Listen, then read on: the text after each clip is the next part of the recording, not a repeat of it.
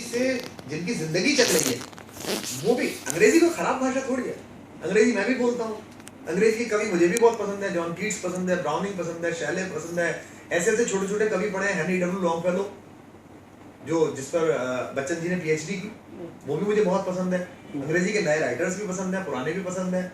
लेकिन इसका मतलब ये थोड़ी है कि मैं हिंदी से बोलने में मुझे घृणा होने लगे या मुझे शंका होने लगे।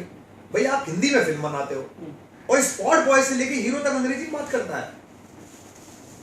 Okay, Shahrukh, you have to come from this side and you have to go from that side and suddenly then it will appear. What the hell? क्या है भैया? किस भाषा में आप फिल्म फेयर अवार्ड करते हैं? कौन देख रहा है आपका फिल्म फेयर अवार्ड? कैनेडियन लोग देखते हैं, चेकोस्लोवाकिया के लोग देखते हैं, जो आपकी फिल्म देखते हैं वो आपका अवार्ड देखते हैं। उसमें हिंदी के गीतकार को हिंदी में गाने में अवार्ड मिला, वो जाके अंग्रेजी में ज्ञान दे रहे हैं। I would like to thank my producer and my directors and अच्छा अवार्ड मिल गया तो प्रोड्यूसर डायरेक्टर्स हो गए।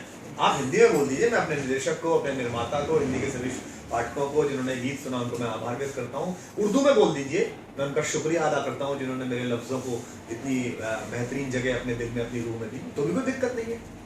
लेकिन आप उस समय अंग्रेजी बोलेंगे, तो ये जो अंग्रेजियत है, दिल्ली से लेटर वाला जी अब आप प्रधानमंत्री जी बाहर जाकर हिंदी में बात कर रहे हैं, बड़ा अच्छा संकेत है।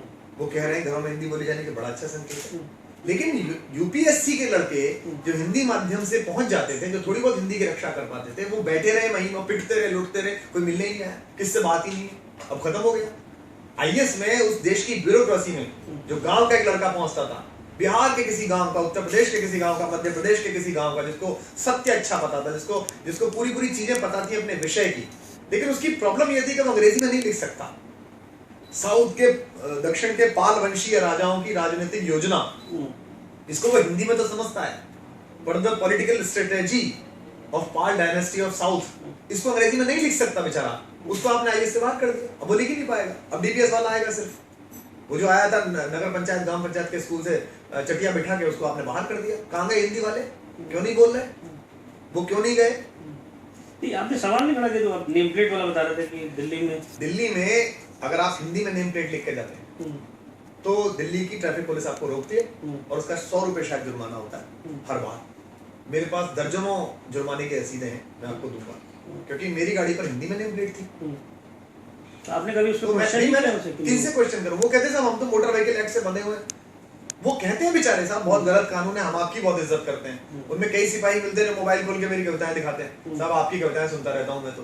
सर सही बात है, मैं उनसे सर आप बदलवा लीजिए ना इसे। एक बार तो अभी तो मैंने अपने वहां भेजी, वर्कशॉप भेजी, तो वर्कशॉप वाले ने बदलवा के भेज दी। अब मैंने उससे पुरानी दोबारा मंगवाई है कि मेरी वो पट्टी वापस भेजो। उसने कहा नहीं साहब वो तो गलत है ना। मैंने कहा गलत नहीं है, कानून गलत है।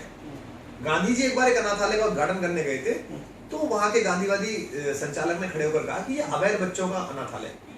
तो गांधी जी ने कहा नहीं,